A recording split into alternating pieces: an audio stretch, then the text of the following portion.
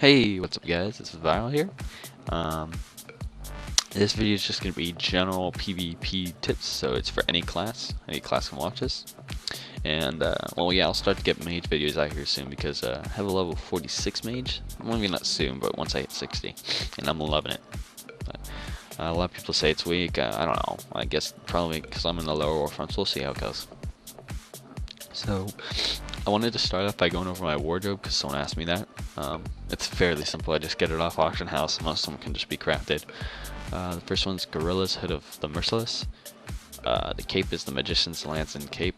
The chest is the Treacherous Dense Leather Brigandine. The gloves are the Hawkeye Bracers of Infinite Chains.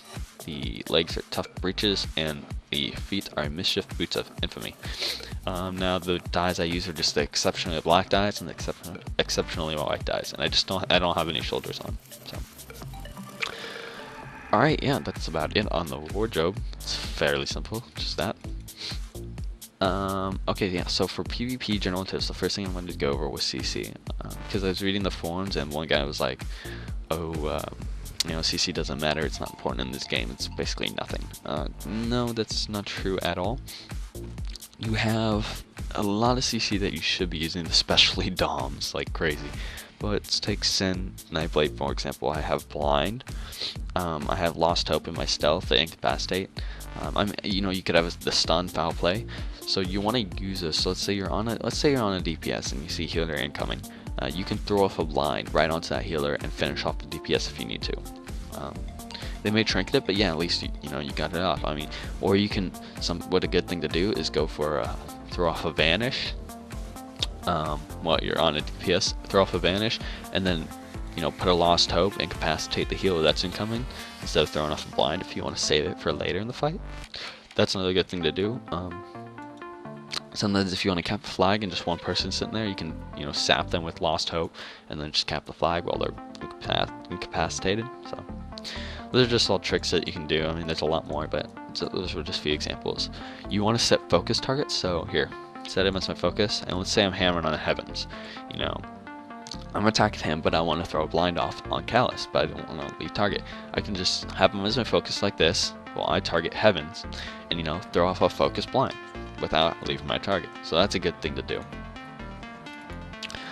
If you don't know how to set up focus targets or focus attacks, macros, whatever, send me a tell in game and I'll help you set up it. It's fairly simple. It's really easy, or I can just tell you in the comments. So just let me know.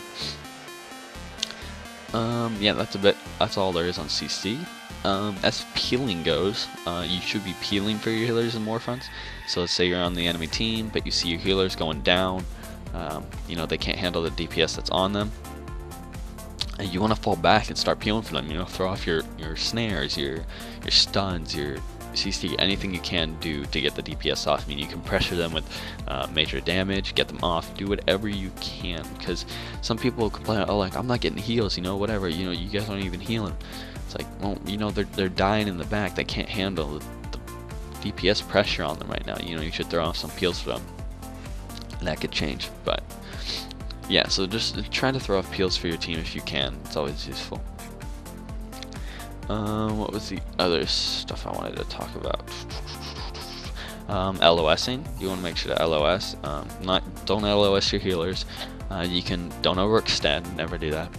Unless you can, like if you have, for example, Twilight Transcendence or Vanish and you can get out. You want to LOS other casters if you can. That's a good thing to do.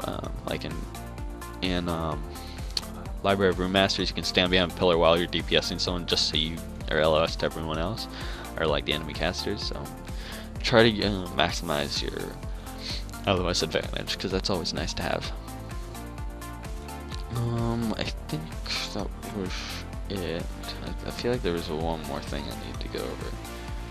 That was the general PvP tips. One thing I did want to go over though was planar attunement. A lot of people are confused about planar attunement and they don't spec into it. But it's fairly simple. Let's say I'm just a rogue, for example, so we're gonna go over rogue stuff.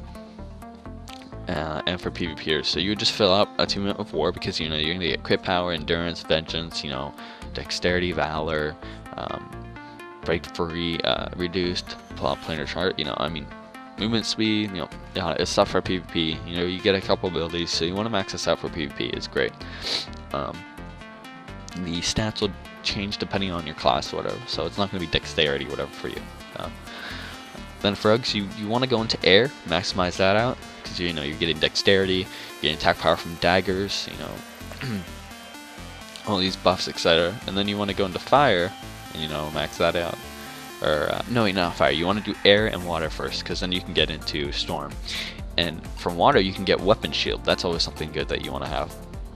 It's just an extra chance to have on your gloves. You know, increases your endurance by 10 and reduces the disarm durations by 1 second. So that's really good to have. Just an extra enchant on there, you know.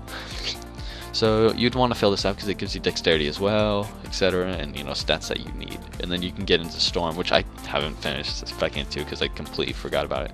But I don't know, maybe it's part on me. But there you go. It's just more stuff that you need, like attack power, etc. And then, you know, fill out accordingly what you want. I'm doing fire right now, but it's really simple.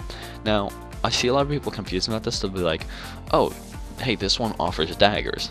Oh, but this one offers attack power from swords. So if I do a dagger and a sword, I'm going to get double that. No, that's not how it works. Let's say I have 2 daggers.